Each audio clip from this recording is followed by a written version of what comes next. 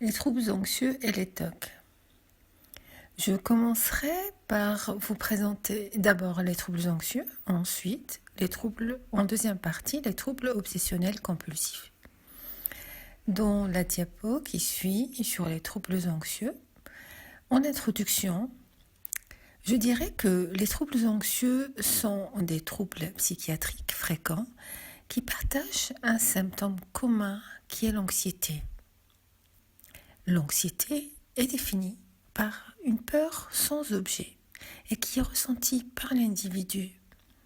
C'est en fait un sentiment pénible d'un danger mal défini et imprécis. Le terme angoisse, c'est un terme plus ancien par contre qui a été utilisé par certains auteurs classiques, c'est-à-dire que vous pourrez trouver dans les anciens ouvrages et qui était défini pour désigner en fait le ressenti corporel de l'anxiété. Maintenant, actuellement, dans tous les ouvrages récents, quand on parle d'anxiété, on veut dire la même chose. Anxiété, angoisse sont utilisés pour définir la même symptomatologie. Sur le plan épidémiologique, les troubles anxieux sont fréquents. La prévalence sur la vie entière est de 15 à 20% dans la population générale, avec une prédominance féminine dans 2/3 des cas. On regroupe justement sous cette entité de troubles anxieux ce qu'on appelle le trouble panique, que je vais définir un peu plus tard ou dans ce qui suit. En deuxième position, le trouble anxiété généralisée et les troubles phobiques.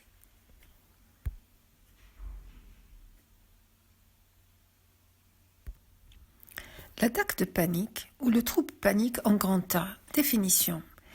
L'attaque de panique est définie par la survenue brutale et de manière imprévisible d'une crise d'angoisse aiguë, pouvant atteindre son acmé au bout de quelques secondes et pouvant durer de quelques minutes à quelques heures. En fait, l'attaque de panique, c'est tout simplement un épisode aigu d'anxiété, de début et de fin brutale, et qui peut survenir chez l'individu à tout moment dans le nyctémère. On définit le trouble panique par la survenue ou la répétition de plusieurs attaques de panique qui sont inattendues, mais avec une anxiété anticipatoire, c'est-à-dire que l'individu, il a toujours peur, il attend la survenue d'une nouvelle crise. Sur le plan épidémiologique, le trouble panique survient surtout chez les femmes et volontiers chez la femme ou l'adulte jeune entre 20 et 30 ans, mais qui peut se voir aussi à l'adolescence à partir de 14 ans. Comment justement diagnostiquer l'attaque de panique puis le trouble panique?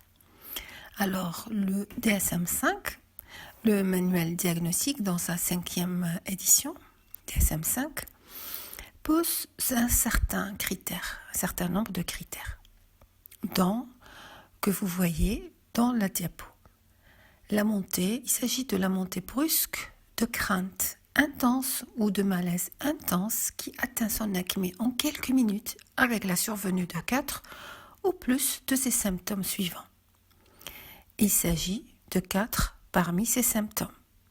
Ces symptômes sont palpitations, transpiration, des tremblements, secousses musculaires, un souffle coupé ressenti par le patient ou tout simplement sensation d'étouffement ou impression d'étouffement, sensation d'étranglement, douleur ou gêne thoracique, nausée, gêne abdominale, sensation de vertige, paresthésie, frisson, bouffée de chaleur, déréalisation, c'est-à-dire sentiment d'irréalité ou de dépersonnalisation, c'est-à-dire que le patient se sent détaché de soi, de lui-même, ou bien peur de perdre le contrôle de soi ou de devenir fou, ou tout simplement, le symptôme le plus fréquent qu'on peut rencontrer, le patient va vous dire « j'ai eu peur de mourir ».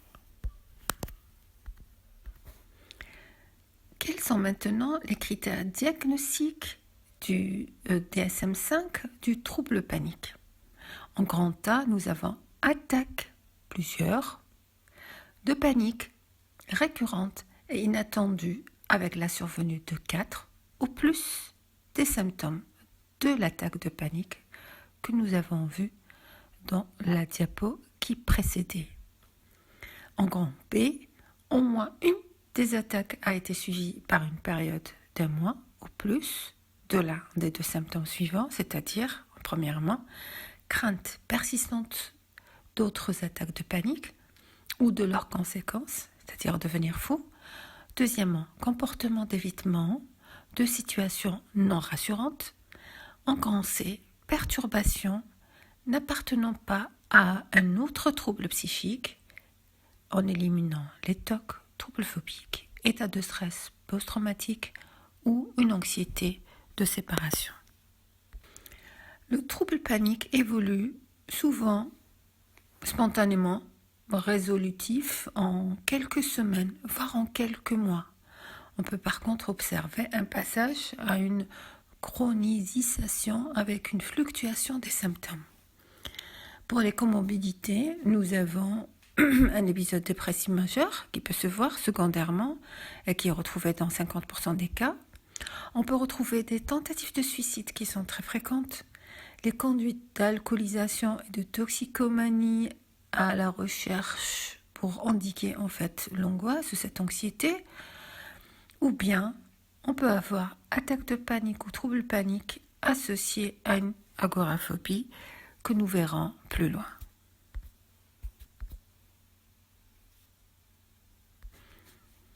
Le diagnostic différentiel en fait du trouble panique, l'attaque de panique, il est différencié. Il faut d'abord éliminer toutes les pathologies cardiaques, IDM, long corps, les troubles du rythme, les maladies endocriniennes, les prises de toxiques ou maladies neurologiques telles que l'épilepsie temporale.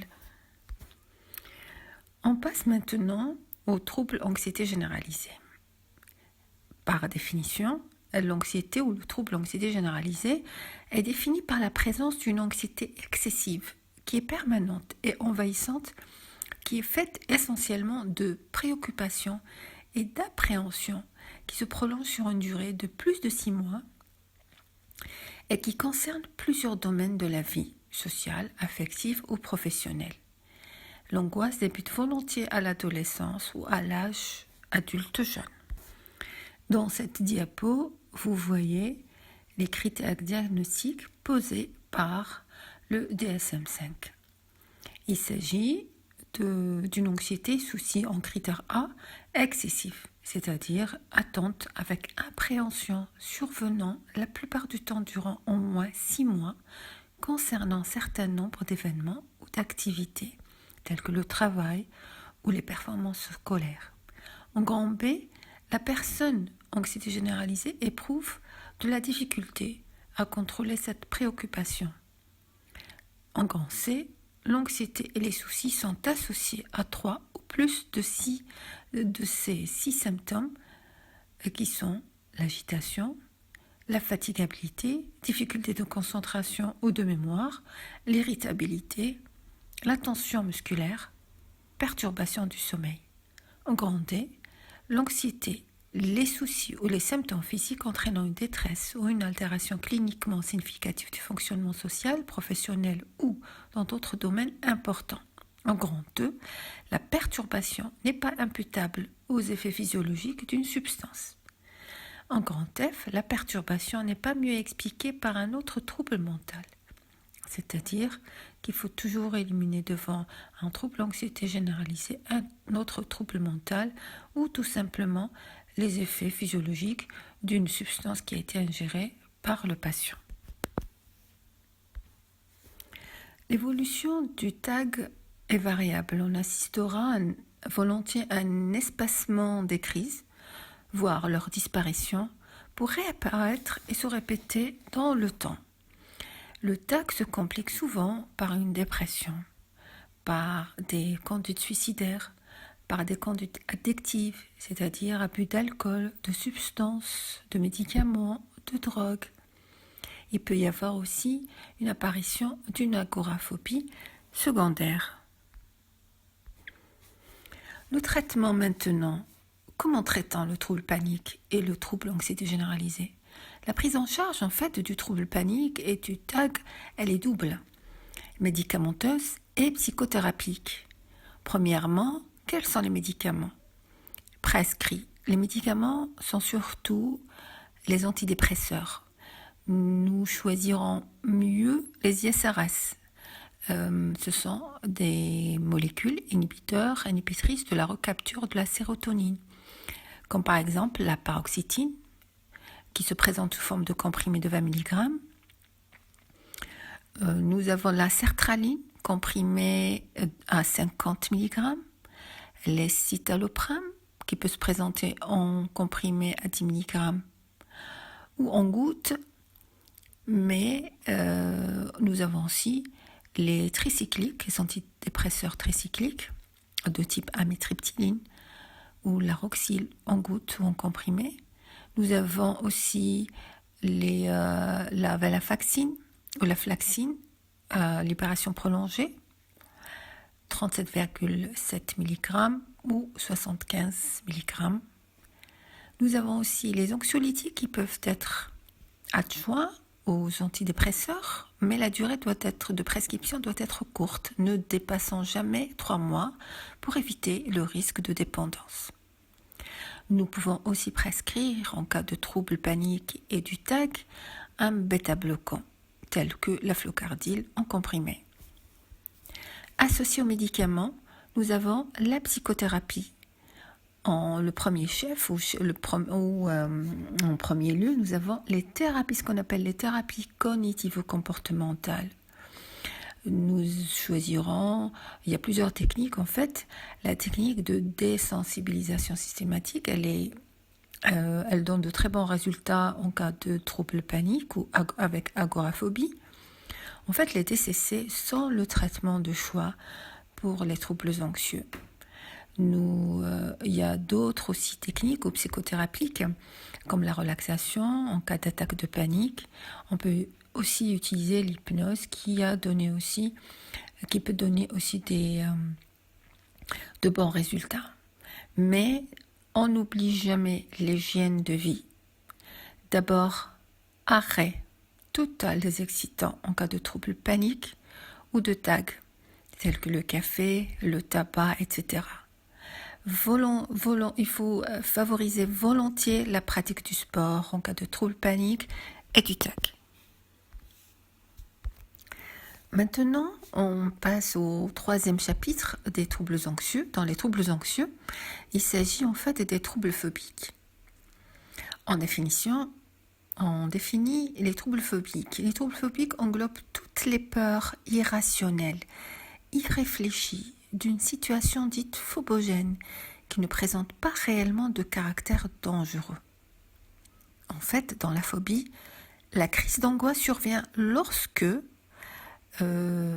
de l'exposition de l'individu à un objet, qui peut être un animal ou autre, ou tout simplement à une situation qui ne présente pas un réel danger, qui n'a pas un caractère réellement dangereux. L'anxieux phobique reconnaît justement le caractère absurde de cette peur ou cette crainte. Il va malgré lui éviter cette situation. Au contraire, il ira l'affronter en se réassurant par la compagnie d'une personne, familiale ou amie, ou en possession d'un objet dit contraphobique, par exemple une canne, un gris-gris, un parapluie, un sac. Sur le plan épidémiologique, les troubles phobiques sont fréquents. On les retrouve dans 5 à 11% de la population générale. C'est le trouble anxieux le plus fréquent chez la femme. En particulier l'agoraphobie, que nous allons voir dans les prochaines diapos. On lui décrit 3 formes cliniques. L'agoraphobie, dans les troubles phobiques. Nous avons la phobie sociale ou trouble anxiété sociale. Nous avons la phobie simple ou phobie spécifique.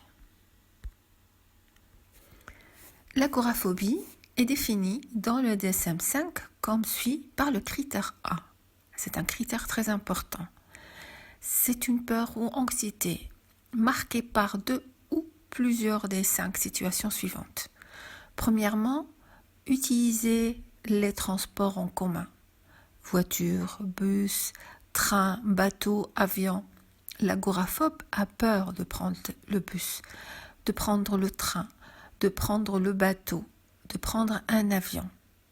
Deuxièmement, l'agoraphobe a peur d'utiliser des endroits ouverts, par exemple le parking, d'être dans un marché, d'être sur un pont. Troisièmement, l'agoraphobe a peur d'être dans des endroits clos comme les magasins, les théâtres, les cinémas, etc. L'agoraphobe a peur d'être dans une file d'attente ou dans une foule. Il a aussi peur d'être seul à l'extérieur de son domicile. Le critère P dans le manuel diagnostic américain, 5e édition, ou DSM-5, le critère P dans l'agoraphobie se définit par la personne craint ou évite ces situations parce qu'elle pense qu'il pourrait être difficile de s'en échapper ou de trouver du secours en cas de survenue d'anxiété, de panique, de chute ou d'incontinence. Le critère C définit les situations agoraphobogènes, provoquent presque toujours une peur ou de l'anxiété. Le critère D, les situations sont activement évitées, nécessitent la présence d'un accompagnateur. Le critère E, peur disproportionnée par rapport à un danger réel. Grand F, la peur, l'anxiété ou l'évitement persiste typiquement 6 mois ou plus. Grand G, les symptômes dans l'agoraphobie sont invalidants sur le plan socio-professionnel. Grand H, une affection médicale n'explique pas le symptôme. Il faut donc écarter une affection médicale en cas de suspicion d'une agoraphobie. Dans l'agoraphobie, les symptômes ne sont pas expliqués par d'autres troubles anxieux. Comment évolue l'agoraphobie? L'agoraphobe finit par s'isoler. Dans certains cas, dans 10% des cas, l'agoraphobie peut guérir spontanément. On peut avoir des rémissions dans 70 à 80% des cas, sous traitement bien sûr. On peut avoir des rechutes dans 30% des cas. Dans l'agoraphobie peut justement se compliquer de dépression, de tentatives de suicide, de toxicomanie telles que la prise d'alcool secondaire, prise de cannabis, voire des psychotropes, prise de psychotropes secondairement. Et l'association, elle est fréquente dans 50% des cas à un autre trouble anxieux. Il peut s'agir de l'association d'agoraphobie et de phobie sociale. On peut aussi avoir agoraphobie et phobie spécifique. On peut aussi avoir agoraphobie et troubles anxiété généralisée ou de troubles obsessionnels compulsifs. Pensez au diagnostic différentiel en cas d'agoraphobie. Il faut éliminer un trouble délirant. Parce qu'il y a dans le trouble délirant, nous avons l'évitement, comme dans l'agoraphobie. Seulement, dans le trouble délirant, l'évitement est en rapport avec un vécu persécutoire. Dans les autres troubles anxieux aussi, pensez à éliminer devant le diagnostic, avant de diagnostiquer l'agoraphobie, éliminer un TOC, une phobie sociale. Il faut aussi penser à éliminer un trouble somatoforme ou hypocondrie, dans l'ancienne appellation hypocondrie, qui représente la préoccupation ou la crainte d'être atteint d'une maladie. Quatrièmement, pense à éliminer l'anxiété anticipatoire retrouvée dans le trouble panique, qui est en rapport avec la peur d'avoir une nouvelle crise. Nous passons maintenant au grand 2, le deuxième chapitre des troubles phobiques. Il s'agit de la phobie sociale. La phobie sociale est un trouble très fréquent. Comment est-il défini? Comment est-elle définie, la phobie sociale? Elle est définie par l'apparition d'une angoisse liée au regard d'autrui. Le phobique social a tout simplement peur de tout contact social et qu'il va éviter à tout prix. Il a aussi peur du jugement des autres. Et cette peur, justement, elle est retrouvée dans 4 groupes de situations sociales. Il s'agit d'une situation sociale de performance. Exemple, la peur de parler en public.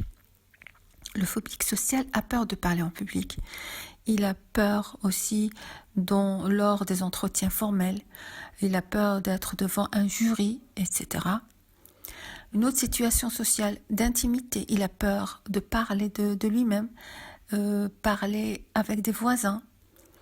Le phobique social, il a peur dans une situation d'affirmation.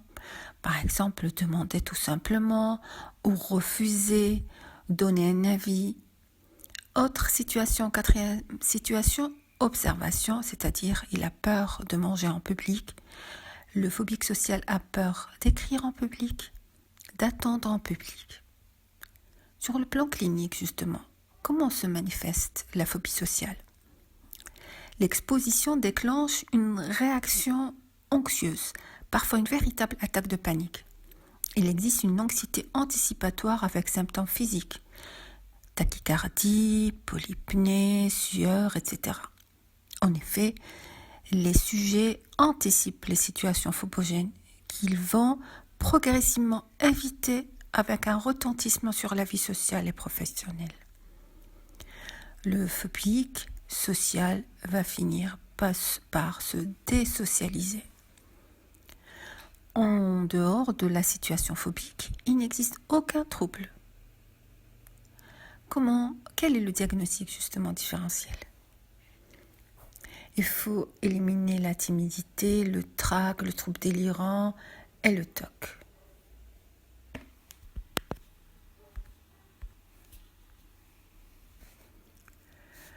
La phobie sociale est diagnostiquée dans le DSM-5 par les critères que vous voyez dans cette diapo numéro 22. Un critère A, peur ou anxiété intense d'une ou plusieurs situations sociales durant lesquelles le sujet est exposé à l'éventuelle observation attentive d'autrui. Exemple, avoir une conversation, rencontrer des personnes non familiales, être observé en train de manger, faire un discours, comme je viens de vous expliquer précédemment. En grand B, la personne craint d'agir ou de montrer des symptômes d'anxiété d'une façon qui sera jugée négativement, tels que rougir, trembler, transpirer, être jugé comme un fou ou stupide ou bégayer tout simplement. Critère C, les situations sociales provoquent presque toujours une peur ou une anxiété.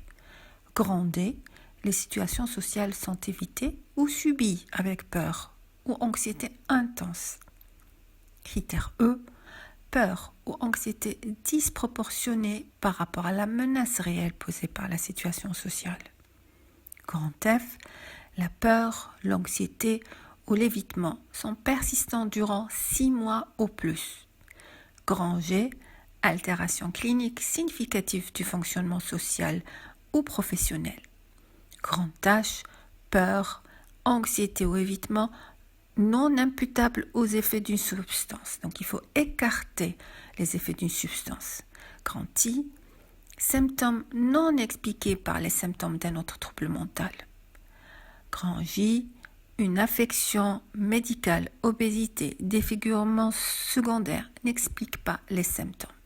Donc au total, pour diagnostiquer la phobie sociale, il faut éliminer l'existence d'une affection médicale, il faut éliminer un autre trouble mental, il faut éliminer l'existence d'une consommation d'une substance avec des effets secondaires et voilà, reprendre tous ces critères qui sont bien définis et résumés sous forme de quelques lignes dans ce manuel diagnostic américain version, 5e version. On passe maintenant à la 3e type de phobie, c'est la phobie simple ou spécifique. C'est en fait la peur est limitée à un stimulus précis, tel que la peur d'un animal, des oiseaux, des chats, etc. Comment traiter les troubles phobiques? Les troubles phobiques, on les traite par les médicaments et par les psychothérapies. Quels sont les médicaments qu'on peut utiliser dans le traitement des troubles phobiques? Nous avons les antidépresseurs, comme nous avons vu précédemment, les ISRS, les inhibiteurs de recapture de la sérotonine pour lutter contre l'anxiété ou une éventuelle complication associée à une thérapie. Parmi les ISRS, j'ai cité dans les premières diapos la paroxétine, la sertraline, etc. À côté des médicaments, nous avons les thérapies. Nous reviendrons toujours sur les thérapies cognitivo-comportementales parce qu'elles trouvent leur indication dans les troubles phobiques. Surtout, nous avons la technique de désensibilisation systématique, la technique de l'immersion. Ce sont plusieurs techniques. La technique de l'affirmation de soi qui est très importante pour traiter le phobique social parce qu'il manque de confiance en lui, le phobique social. Nous avons aussi la restructuration cognitive, c'est une technique qui est bien pour corriger les croyances, c'est-à-dire toutes les pensées négatives que peut avoir le phobique social, le phobique tout simplement, et qui se fait parce qu'il croit être soumis au regard ou au jugement de l'autre, d'autrui. Les TCC représentent en fait le traitement de choix dans l'agoraphobie avec le trouble panique. Les TCC peuvent être utilisés seuls ou associés au traitement pharmacologique, mais le plus souvent, on fait les deux. Nous passons maintenant à la deuxième partie du cours. Il s'agit donc des troubles obsessionnels compulsifs ou TOC. Par définition, le TOC est un trouble anxieux, grave et invalidant, caractérisé par des obsessions et ou de compulsions. Sur le plan épidémiologique, la prévalence elle est de 1,5 à 2,5 en population générale. Le sexe ratio est de 1. Le début précoce, 30% avant 15 ans et 60% avant 25 ans. Les TOC apparaissent souvent au cours de l'adolescence, souvent après des facteurs déclenchants, conflits familial ou scolaires, une séparation, un déménagement, un changement imposé, etc., et qui viennent perturber l'univers méthodiquement organisé de ces patients. Le trouble obsessionnel compulsif se caractérise par deux types de symptômes qui peuvent être isolés ou coexister chez un même sujet à des degrés divers. Il s'agit des obsessions et des compulsions récurrentes. L'obsession, qu'est-ce que c'est? L'obsession est définie par une pensée, une idée, qui fait éruption dans l'esprit du sujet et qui s'impose à lui de façon répétée, qu'il tente de chasser mais sans succès. Elles sont alors génératrices d'une angoisse intense. Parmi les obsessions, nous avons les obsessions, ce qu'on appelle les obsessions idéatives. Ce sont les plus fréquentes. Il s'agit là de mots, d'idées, images mentales, de nature répugnante, voire obscène. À côté des précédentes, nous avons les obsessions phobiques ou ce qu'on appelle aussi crainte obsédante. Il s'agit là de la crainte des maladies précises telles que le cancer, le sida ou tout simplement la crainte de contamination. Troisième type d'obsession, vous avez les obsessions impulsives ou phobies d'impulsion. Ce sont des craintes angoissantes d'agresser ou de crier une obscénité sans qu'on puisse justement de l'empêcher. Les compulsions sont des comportements répétitifs, ritualisés, tels que lavage des mains, vérification, rangement suivant un ordre précis, ou des actes mentaux, tout simplement, tels que prier, compter dans sa tête, répétition silencieuse de mots dont le sujet a recours pour lutter contre ces obsessions. Vous voyez sur cette diapo numéro 28 tous les critères diagnostiques qui sont précisés dans le DSM-5. Nous avons le critère A. On va un tout petit peu répéter ce que j'avais dit précédemment. Présence d'obsession, de compulsion ou des deux. Les obsessions définies par 1 et 2, vous voyez sur la diapo. Les compulsions aussi sont définies par 1 et 2. Comportement répétitif, exemple se laver les mains, ordonner, vérifier, ou actes mentaux tels que prier, compter, répéter des mots silencieusement. Deuxièmement, vous avez les comportements ou les actes mentaux sont destinés à neutraliser ou à diminuer l'anxiété ou le sentiment de détresse ou à empêcher un événement ou une situation redoutée. Les obsessions dans le critère B ou compulsions sont à l'origine d'une perte de temps considérable, par exemple prenant plus d'1 heure par jour, ou d'une détresse cliniquement significative ou d'une altération du fonctionnement social, professionnel ou dans d'autres domaines importants. L'obsessionnel compulsif perd beaucoup de temps et ça finit par altérer sa vie sociale et professionnelle, et voire dans d'autres domaines. Le critère C, les symptômes obsessionnels compulsifs ne sont pas imputables aux effets physiologiques d'une substance donnant lieu à un abus ou à un médicament, ni à une autre affection médicale.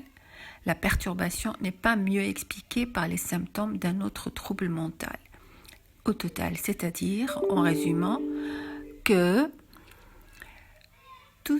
avant de poser le diagnostic de TOC, il faut toujours éliminer les effets physiologiques d'une substance, la consommation donc ou d'un abus d'une substance, et éliminer aussi une affection médicale sous-jacente ou tout simplement un autre trouble mental.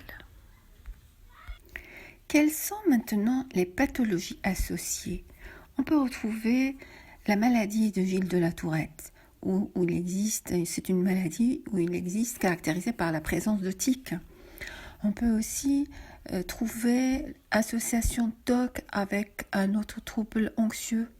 On peut aussi trouver un trouble du comportement alimentaire ou tout simplement une dépendance à l'alcool ou aux drogues. Le TOC ou trouble obsessionnel compulsif, en fait, sous traitement, il peut évoluer et s'améliorer dans 60 à 80% des cas, avec une excellente rémission. Mais aussi, il peut se compliquer par une dépression, retrouvée dans 80% des cas, voire des tentatives de suicide ou DS. La prise en charge maintenant des TOC, elle est double médicamenteuse et psychothérapique, comme nous avons vu précédemment dans les troubles anxieux.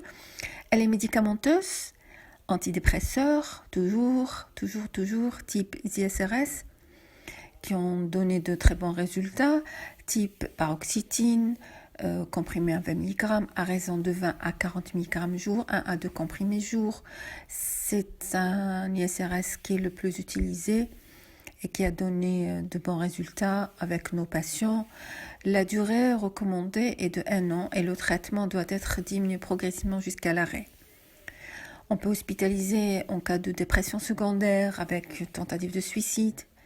Les TCC ou thérapies cognitivo-comportementales, toujours, elles sont le traitement de choix aussi pour les TOC, tels que l'exposition avec prévention de la réponse.